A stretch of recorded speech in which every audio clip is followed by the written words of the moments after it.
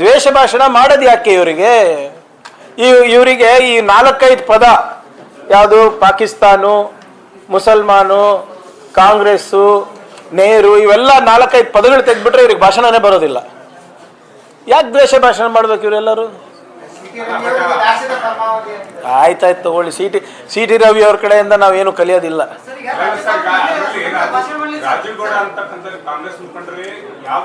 ಅಮಾನತ್ ಮಾಡಿದೀವಲ್ಲ sir. ಆಯ್ತು ರೀ. ರಾಜೀವ್ ಗೌಡ ಇರ್ಬೋದು, ಯಾರು ಅವ್ರೇನು MLA ಅಲ್ಲ. ಅವ್ರಿಗೇನು ಶಿಕ್ಷೆ ಕೊಡಬೇಕು? ನಮ್ಮ ಪಾರ್ಟಿ ನಮ್ಮ ವ್ಯಾಪ್ತಿನಲ್ಲಿ ಏನಿದೆ ಅದು ನಾವು ಮಾಡಿದ್ದೇವೆ. ಈಗ ಇದರಲ್ಲಿ ನಿಮ್ಮ ಮುನಿರತ್ನ ಅವರು ಜಾತಿ ನಿಂದನೆ ಕೇಸಿದೆ. BJP ಅವರು ಒಂದು ಮಾತಾಡಿದಾರ? ಸಿ ಟಿ ರವಿ ಅವರು ಹೋಗಿ ಸುಪ್ರೀಂ ಕೋರ್ಟ್ನಲ್ಲಿ ವಾಯ್ಸ್ ಸ್ಯಾಂಪಲ್ ಕೊಡಬಾರ್ದು ಅಂದ್ಬಿಟ್ಟು ಸ್ಟೇ ತಂದಿದ್ದಾರೆ. ಏನಕ್ಕೆ? ಯಾವ ಪದ ಬಳಕೆ ಮಾಡಿದ್ರು ಅವರು ಅಲ್ಲಿ ಕೌನ್ಸಿಲ್ನಲ್ಲಿ? ಯಾಕೆ ವಾಯ್ಸ್ ಸ್ಯಾಂಪಲ್ ನೀವು ಹೇಳಿಲ್ಲ ಅಲ್ಲ? ವಾಯ್ಸ್ ಸ್ಯಾಂಪಲ್ ಕೊಡೋಕ್ಕೇನು? ಸುಪ್ರೀಂ ಕೋರ್ಟ್ ತನಕ ಹೋಗಿದೆ. ಏನಾದರೂ ಮಾಡಿದಾರ BJP ಅವರು? ಒಬ್ಬ ಪಾಕ್ಸೋ ಅಕ್ಯೂಸ್ಡ್ಗೆ ಇನ್ನಾನು ವೇದಿಕೆ ಮೇಲೆ ಕೂರಿಸ್ಕೊಂಡು ಓಡಾಡ್ತಾರೆ. ಇವರಿಂದ ನಾವು ಕಲಿಬೇಕಾ? ರಾಜೀವ್ ಗೌಡ ಮಾಡಿದ್ದು ಯಾರು ಸಮರ್ಥನೆ ಮಾಡ್ಕೊಳ್ತಾ ಇಲ್ಲ, ಮಾಡಕ್ಕಾಗೋದು ಇಲ್ಲ. ವಜಾ ಮಾಡಿದೀವಿ ಅವರಿಗೆ, ಮಾಡ್ಬೇಕಾಗ್ತದೆ. ಅದಾಗ್ಲೇನು ಅದನ್ನು ಕೊಟ್ಟಿದ್ದೇವಲ್ಲ ನಾವು. The point here is BJP ಅವರಿಗೇನ್ ಇವಾಗ ಇಷ್ಟೊಂದು ಕಾಳಜಿ, ನೈತಿಕತೆ ಇದೆಯಾ ಅವ್ರಿಗೆ ಮಾತಾಡಕ್ಕೆ? ಫಸ್ಟ್ ಅವರೆಲ್ಲ ಇರೋ ಪಾರ್ಟಿನಲ್ಲಿ ಅವ್ರದ್ದು ಒಂದು ತೀರ್ಮಾನ ತಗೊಳಕ್ ಹೇಳಿ, ಅವ್ರ 3-4 ಜನದ ಬಗ್ಗೆ.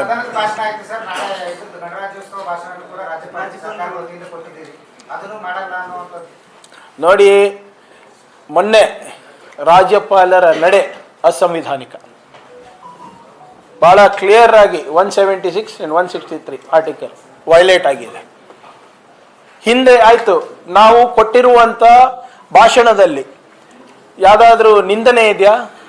ಕೇಂದ್ರ ಸರ್ಕಾರ ವಿರುದ್ಧ ಏನಾದರೂ ನಾವು ಅವಹೇಳನಕಾರಿ ಪದಗಳನ್ನು ಯೂಸ್ ಮಾಡಿದೀವ?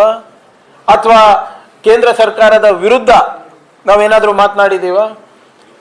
ಏನು ಅಂಶಗಳನ್ನ ಮಾನ್ಯ ಮುಖ್ಯಮಂತ್ರಿಗಳು ಪ್ರಧಾನಮಂತ್ರಿ ಮೋದಿ ಅವರಿಗೆ ಹೋಗಿ ಲಿಖಿತ ಮೂಲಕ 1 ಸರಿ ಅಲ್ಲ 3 ಸರಿ ಕೊಟ್ಟಿದ್ದಾರೆ. ನಾನು ಹೋಗಿ CR ಪಾಟೀಲ್ ಅವರಿಗೆ, ಶಿವರಾಜ್ ಸಿಂಗ್ ಚೌಹಾಣ್ ಅವರಿಗೆ ಭೇಟಿಯಾಗಿ ಏನು ಕೊಟ್ಟಿದ್ದೇನೆ, ಕೃಷ್ಣ ಬೈರೇಗೌಡರು ನಿರ್ಮಲಾ ಸೀತಾರಾಮನ್ ಅವರಿಗೆ ಏನು ಕೊಟ್ಟಿದ್ದಾರೆ, ಅದೇ ತಾನೇ ಇರೋದು ಭಾಷಣದಲ್ಲಿ. ನೀವು ನೋಡಿದಿರಲ್ಲ 11 ಪ್ಯಾರ. ಏನಾದರೂ ಅದ್ರಲ್ಲಿ ತಪ್ಪಿದೆಯಾ ಹೇಳಿ? JJM ನಲ್ಲಿ 13,000 ಕೋಟಿ ರೂಪಾಯಿ ಅವ್ರದ್ದು ಬಾಕಿ ಇದೆ. ನಾವು ಕೇಳಬಾರ್ದ ಹೇಳಿ? ಯಾರ ದುಡ್ಡಿದು? ನಿಮ್ಮ ದುಡ್ಡು, ನಿಮ್ಮ ತೆರಿಗೆ ದುಡ್ಡು. GST ಅಷ್ಟು ತಗೋತಾ ಇದ್ದಾರೆ ನಮ್ಮ ಹತ್ರ, ಇನ್ಕಮ್ ಟ್ಯಾಕ್ಸ್ ಅಷ್ಟು ಕಟ್ಟಿಸ್ಕೋತಾ ಇದ್ದಾರೆ ನಮ್ಮ ಹತ್ರ. ಡೆವಲ್ಯೂಷನ್ ಆಫ್ ಟ್ಯಾಕ್ಸಸ್ ನಲ್ಲಿ ನಮ್ಗೆ ಹೆಚ್ಚು ಪಾಲ್ ಕೊಡುವುದು ಕೇಳೋದು ತಪ್ಪ ಹೇಳಿ? 15ನೇ ಹಣಕಾಸು ಪಂಚಾಯತ್ಗಳಿಗೆ ಬಂದಿಲ್ಲ 2,500 ಕೋಟಿ ರೂಪಾಯಿ, ಕೇಳೋದು ತಪ್ಪ? ನಮಗೆ ರಾಜ್ಯದ ಮೇಲೆ ಇವರೇನು ತೆರಿಗೆ ಭಯೋತ್ಪಾದನೆ ಮಾಡ್ತಾ ಇದ್ದಾರೆ ಅದ್ರ ಬಗ್ಗೆ ಕೇಳೋದು ತಪ್ಪ? ಇವತ್ತು VB ಗ್ರಾಮ್ಜಿ ಬಿಲ್ ಆಕ್ಟ್ ಅನ್ನ ಮ್ಯಾಂಡೇಟರಿ ಮಾಡಿದ್ದಾರೆ, ಕಡ್ಡಾಯ ಮಾಡಿದ್ದಾರೆ. 40% ನಮ್ಮ ಪಾಲು ಅದಕ್ಕೆ ಹೋಗ್ತಾ ಇದ್ರೆ ಸಂವಿಧಾನದ ಪ್ರಕಾರ ಕನ್ಸಲ್ಟೇಷನ್ ಆಗ್ಬೇಕಾಗಿತ್ತು. ಕನ್ಸಲ್ಟೇಷನ್ ಮಾಡಿದಾರ ನಮ್ಮ ಹತ್ರ? ಒಂದ್ ವೇಳೆ ರಾಜ್ಯ ಸರ್ಕಾರಗಳು ಆ 40% ಕೊಡಕ್ಕೆ ನಿರಾಕರಿಸಿದ್ರೆ ಸುಪ್ರೀಂ ನಮ್ಮ ಚೀಫ್ ಜಸ್ಟಿಸ್ ಆಫ್ ಇಂಡಿಯಾ ಒಂದು ಆರ್ಬಿಟ್ರೇಟರ್ ಅನ್ನ ನೇಮಕ ಮಾಡಿಬಿಟ್ಟು ನಮ್ಮ ಏನು ಕೇಂದ್ರ ಸರ್ಕಾರ ಮತ್ತು ರಾಜ್ಯ ಸರ್ಕಾರ ನಡುವೆ ಇದು ಮಾಡ್ತದೆ, ಏನೋ ಅವ್ರು ಒಂದು ಇಂಟರ್ವೆನ್ಷನ್ ಮಾಡ್ತಾರೆ. ಆಗಿದೆಯಾ ಅದು ಕನ್ಸಲ್ಟೇಷನ್? ಫೈನಾನ್ಸ್ ಕಮಿಷನ್ ಅವ್ರು ರಿಪೋರ್ಟ್ ಕೊಟ್ಟಾದ್ಮೇಲೆ 3 ತಿಂಗಳಾದ್ಮೇಲೆ 4 ತಿಂಗಳಾದ್ಮೇಲೆ ಇದು VB ಗ್ರಾಮ್ಜಿ ಬಿಲ್ ತರ್ತಾರೆ with mandatory financial implication on the state of 40%, 3,000-4,000 ಕೋಟಿ ರೂಪಾಯಿ ಪ್ರತಿ ವರ್ಷ. ಯಾವ ಕನ್ಸಲ್ಟೇಷನ್ ಮಾಡಿದ್ದಾರೆ? ಅದನ್ನ ನಾವು ಜನರಿಗೆ ತಿಳಿಸತ್ತಪ್ಪ? Is the head of the state, ಅವರೇ ತಾನೇ ಹೇಳಬೇಕು. ನಾವೇನು ಹೇಳಬೇಕು ನಾವು ಹೇಳ್ತೀವಿ. ಆದರೆ ರಾಜ್ಯಪಾಲರ ನಡೆ ಬಹಳ ಸ್ಪಷ್ಟವಾಗಿ ಕೇಂದ್ರ ಸರ್ಕಾರದಿಂದ ಬಂದಿರುವಂತಹ ನಿರ್ದೇಶನದ ಮೇಲೆ ನಡೆದಿದೆ ಅಂತ ಎದ್ದು ಕಾಣುತ್ತೆ.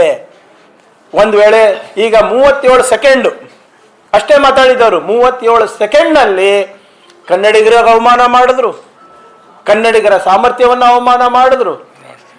ನಮ್ಮ ಜಂಟಿ ವಿಧಾನಸಭೆ ಏನ್ ನಡೀತಾ ಇತ್ತು ಅದಕ್ಕೆ ಅವಮಾನ ಮಾಡಿದ್ರು. ಮತ್ತೆ ವಿಶೇಷವಾಗಿ ರಾಷ್ಟ್ರ ಗೀತೆಯನ್ನು ಅವಮಾನ ಮಾಡಿದ್ರು. ಏನು ಅವಸರ ಆಯ್ತಪ್ಪ ಹೋಗಕ್ಕೆ?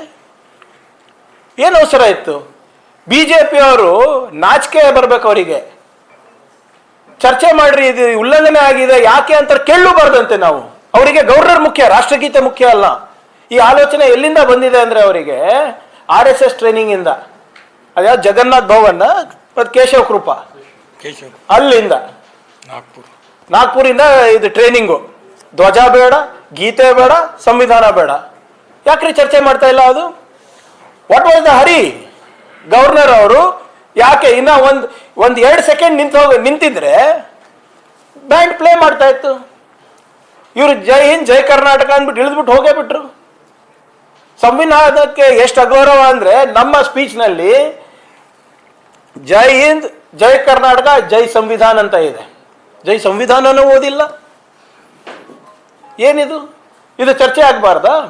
ನೀವು ಹರಿಪ್ರಸಾದ್ ಅವ್ರ ಬಗ್ಗೆ ಚರ್ಚೆ ಮಾಡಬೇಕು, ಶರತ್ ಬಚ್ಚೇಗೌಡ್ರ ಬಗ್ಗೆ ಚರ್ಚೆ ಮಾಡಬೇಕು ಅಂತ ಇದಾರಲ್ಲ.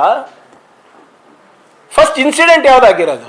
ರಾಜ್ಯಪಾಲರ ಭಾಷಣ ಓದಿಲ್ಲ, ಅದಾದ್ಮೇಲೆ ರಾಷ್ಟ್ರಗೀತೆಗೆ ಅವರು ನಿಂತ್ಕೊಂಡಿಲ್ಲ, ಅದಾದ್ಮೇಲೆ ತಾನೇ ಹರಿಪ್ರಸಾದ್ ಅವರು ಶರತ್ ಅವರೆಲ್ಲ ಬಂದಿದ್ದು. ಅಲ್ಲಿ ತನಕ ಅವ್ರದ್ದು ಇತ್ತ? ಮಾನ್ಯ ರಾಜ್ಯಪಾಲರು ಭಾಷಣ ಮಾಡಬೇಕಾದ್ರೆ ನೀವು ನೋಡಿ, ನಿಮ್ಮ ವಿಡಿಯೋನಲ್ಲಿ ಯಾರಾದ್ರೂ ಒಬ್ಬ ಶಾಸಕನ ಮಾತಾಡಿದ್ನ? ಒಂದನ ನಿಮ್ಗೆ ಧ್ವನಿ ಕೇಳಿಸ್ತಾ? ಇಲ್ಲ. ಅವ್ರು ಯಾವಾಗ ಅವಸರದಿಂದ ಇಳಿದ್ರು ಅವಾಗ ಕೋಲಾಹಲ ಆಯ್ತು. ಬಿಜೆಪಿ ಅವರು ಇದಕ್ಕೆ ಉತ್ತರ ಕೊಡ್ಲಿ.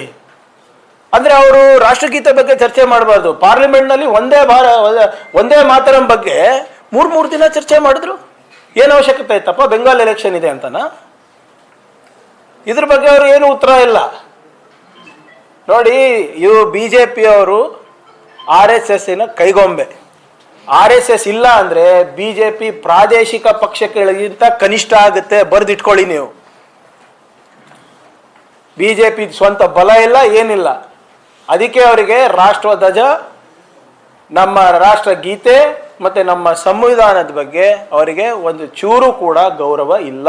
ಅದು ಸದನದಲ್ಲಿ ಕಳೆದ 3 ದಿನದಿಂದ ಎದ್ದು ಕಾಣ್ತಾ ಇದೆ. ಫಸ್ಟ್ ಆಯ್ತ್ರಿ, ಹರಿಪ್ರಸಾದ್ ಅವರಿಗೆ ವಜಾ ಮಾಡಿ. ಏನಕ್ಕೆ? ಗವರ್ನರ್ ಹೋಗ್ತಾ ಇರ್ಬೇಕಾದ್ರೆ ನೀವು ನ್ಯಾಷನಲ್ ಅಡ್ಡ ಹಾಕೋದಲ್ಲ. ಫಿಸಿಕಲಿ ಎಷ್ಟು ಬಂದಿದ್ರು, ಏನಂತ ಹೇಳಿದ್ರು? ನ್ಯಾಷನಲ್ ಆಂಥಮ್ ಓದ್ರಿ ಸರ್ ಅಂತ ಹೇಳಿದ್ರು. ಸಾರಿ, ನ್ಯಾಷನಲ್ ಸ್ಪೀಚ್ ಓದಿ ನ್ಯಾಷನಲ್ ಆಂಥಮ್ ಮುಗಿಸ್ಕೊಂಡು ಹೋಗಿ ಅನ್ನೋದು ತಪ್ಪ? ನೀವು ಅವ್ರಿಗೆ ಸಸ್ಪೆಂಡ್ ಮಾಡ್ತಾ ಇದ್ರೆ, ಹರಿಪ್ರಸಾದ್ ಅವರು ಗವರ್ನರಿಗೆ ಇನ್ಸಲ್ಟ್ ಮಾಡಿದಿರ ಅಂತ ಬಿಜೆಪಿ ಅವರು ಹರಿಪ್ರಸಾದ್ ಅವರಿಗೆ, ಶರತ್ ಬಚ್ಚೇಗೌಡರಿಗೆ ಸಸ್ಪೆಂಡ್ ಮಾಡಬೇಕು ಅಂತ ಹೇಳಿದ್ರೆ, ರಾಷ್ಟ್ರಗೀತೆಯನ್ನ ಅವಮಾನ ಮಾಡಿದಂತ ಗವರ್ನರಿಗೆ ಏನ್ ಮಾಡಬೇಕು?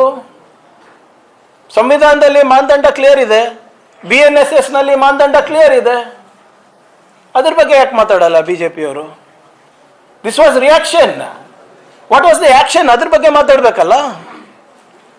ಅದು ಮರ್ತೋಗ್ಬಿಟ್ಟಿದಾರ?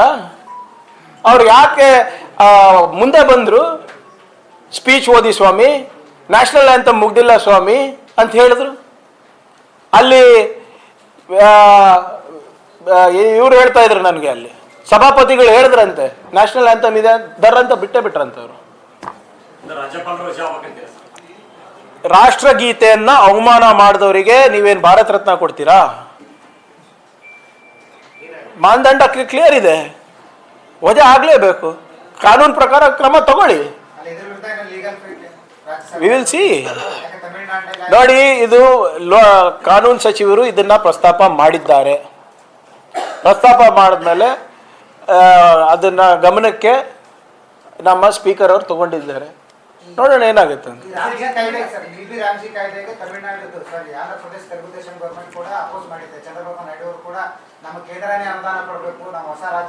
ಮತ್ತೆ ಇದು ಚೆನ್ನಾಗಿದೆ ಅಂತ ಹೇಳ್ತಾರೆ ಬಿಜೆಪಿ ಅವರು.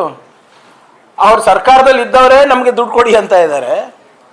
ನಾವು ಕೇಳಿದ್ರೆ ತಪ್ಪ? ಈಗಾಗಲೇ ಕ್ಯಾಬಿನೆಟ್ ರೆಸಲ್ಯೂಷನ್ ಅನ್ನ ನಾವು ಮಾಡಿದ್ದೇವೆ. ಅದು ಹೊರತುಪಡಿಸಿ ನಾವು ಕಾನೂನಿನ ಸಾಧಕ ಬಾಧಕಗಳು ಕೂಡ ಪರಿಶೀಲನೆ ಮಾಡ್ತಾ ಇದ್ದೇವೆ. AG ಅವರು ಪರಿಶೀಲನೆ ಮಾಡ್ತಾ ಇದ್ದಾರೆ ಇದಕ್ಕೆ. ಈಗ ಅಸೆಂಬ್ಲಿನೂ ಕರೆದಿರೋದು ಇದೇ ಚರ್ಚೆಗೆ. ಜಸ್ಟಿಫೈ ಮಾಡಲಿ, ಯಾಕೆ ಅವರು ಅಲೋಕೇಶನ್ ಕಟ್ ಮಾಡಿದ್ರು, ಯಾಕೆ ಅವರು 100 ದಿನಾನೂ ಕೆಲಸ ಕೊಡ್ಲಿಕ್ಕಾಗಿಲ್ಲ. 100 ದಿನ ಕೆಲಸ ಕೊಡ್ಲಿಕ್ಕೆ ಆಗ್ಲಾರ್ದಂತ ಸರ್ಕಾರಗಳು ಇವತ್ತು 125 ಹೆಂಗ್ ಕೊಡ್ತಾರೆ? ಎಕ್ಸ್ಪ್ಲೈನ್ ಮಾಡ್ಲಿ ಅಲ್ಲಿ. ಜುನೂನ್ ಸಮಸ್ಯೆಗೆ ಕಡಿಬೇಕಾಗಿತ್ತು ಅಧಿವೇಶನ ಇದು ಯಾವ್ದು ಉದ್ಯೋಗ ಖಾತ್ರಿ ಯೋಜನೆ ಅಂತ ತಿಳ್ಕೊಂಡು ಕೂತಿದ್ದಾರೆ ಕಾಂಗ್ರೆಸ್. ನೋಡಿ, ಅವರಿಗೆ ಜೆನ್ಯೂನ್ ಅನಿಸ್ಲೇ ಇರ್ಬೋದು. ಕಳೆದ 2.5 ವರ್ಷದಲ್ಲಿ 36 ಕೋಟಿ ಮಾನವ ದಿನಗಳನ್ನು ನಾವು ಸೃಷ್ಟಿ ಮಾಡಿದ್ದೀವಿ. 1 ಕೋಟಿ ಕುಟುಂಬಗಳಿಗೆ ಈ ಯೋಜನೆ ಆಶ್ರಯ ಆಗಿದೆ. ಆ 1 ಕೋಟಿ ಜನರಲ್ಲಿ ಸುಮಾರು 52% ಮಹಿಳೆಯರಿದ್ದಾರೆ. 26 ಲಕ್ಷ SC/ST ದವರಿದ್ದಾರೆ. 10 ಲಕ್ಷ ST ದವರಿದ್ದಾರೆ. ಬೇಡ ಅಂತ ಇದ್ದಾರ, ಬಿಡಿ. ಮತ್ತೆ ಅವ್ರಿಗೆ ಚರ್ಚೆ ಇಷ್ಟ ಅಲ್ರಿ, ಯಾಕಂದ್ರೆ BJP ಅವ್ರ ಬಡವ್ರ ಬಗ್ಗೆ ಕಾಳಜಿ ಇಲ್ಲ, ನಮಗಿದೆ. ಕಾರ್ಮಿಕರ ಬಗ್ಗೆ ಅವ್ರಿಗೆ ಕಾಳಜಿ ಇಲ್ಲ, ನಮಗಿದೆ. ನೀವೇ ಹೇಳಿ, ಯಾವ ಯೋಜನೆಯಿಂದ 16 ಲಕ್ಷ ಗ್ರಾಮೀಣ ಮಟ್ಟದಲ್ಲಿ ಆಸ್ತಿ ಸೃಜನೆ ಆಗಿದೆ, ಆ ಯೋಜನೆ ಸರಿ ಇಲ್ಲ ಅಂತ ಹೇಳ್ತಾ ಇದಾರಲ್ಲ, ಇವ್ರಿಗೇನಾದ್ರೂ ಬುದ್ಧಿ ಇದೆಯಾ? ಸಾಮಾನ್ಯ ಪ್ರಜ್ಞೆ ಇದೆಯಾ?